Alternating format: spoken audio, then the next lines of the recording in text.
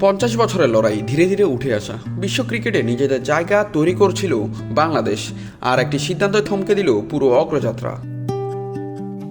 একটা সময় দেশে ক্রিকেটের চেয়ে ফুটবলই ছিল বেশি জনপ্রিয়। ফুটবলাররা মাঠ না ছাড়লে ক্রিকেটারদের খেলার সুযোগই মিলত না। গুলিস্তান জাতীয় স্টেডিয়ামে ঘন্টার পর ঘন্টা অপেক্ষা করতেন ক্রিকেটাররা, কবে মাঠ ফাঁকা হবে, কবে শুরু হবে তাদের খেলা।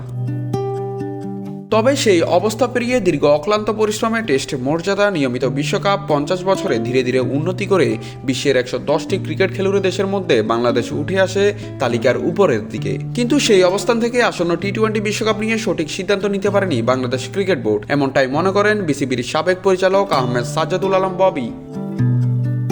ববি বলেন, 50 বছর কষ্ট করে এই জায়গায় এসেছে দেশের ক্রিকেট, এমন সিদ্ধান্ত কেন নেওয়া হলো সেটাই বড় প্রশ্ন। সস্তা জনপ্রিয়তার সিদ্ধান্ত নিয়ে বিশ্বকাপ বয়কট করা হয়েছে। তার অভিযোগ, সরকারি নগ্ন হস্তক্ষেপের কারণে বাংলাদেশ খেলছে না বিশ্বকাপ।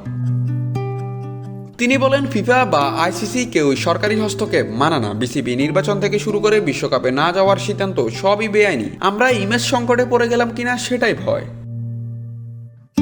মুস্তাফিজুর রহমানকে আইপিএল থেকে বাদ দেওয়ার ঘটনার পর ভারতে বিশ্বকাপ না খেলার সিদ্ধান্ত নেয় বাংলাদেশ। ম্যাচ শ্রীলঙ্কায় সরানোর অনুরোধ জানানো হলেও শেষ পর্যন্ত ভোটাভুটিতে বাংলাদেশের বিপক্ষে যায় আইসিসির সিদ্ধান্ত। বাংলাদেশের জায়গায় সুযোগ পায় স্কটল্যান্ড। ফলাফল 50 বছরের অগ্রযাত্রা এক সিদ্ধান্তেই থমকে গেল। বাংলাদেশ ক্রিকেট হারালো একটি বিশ্বকাপ এবং পড়ল অনিশ্চিত এক প্রশ্নের মুখে। এই সিদ্ধান্তের দায় কে নেবে, আর এর মাসুল কতটা দিতে হবে বাংলাদেশের ক্রিকেটকে? নাথ রাহুল, নিউজ না স্পোর্টস।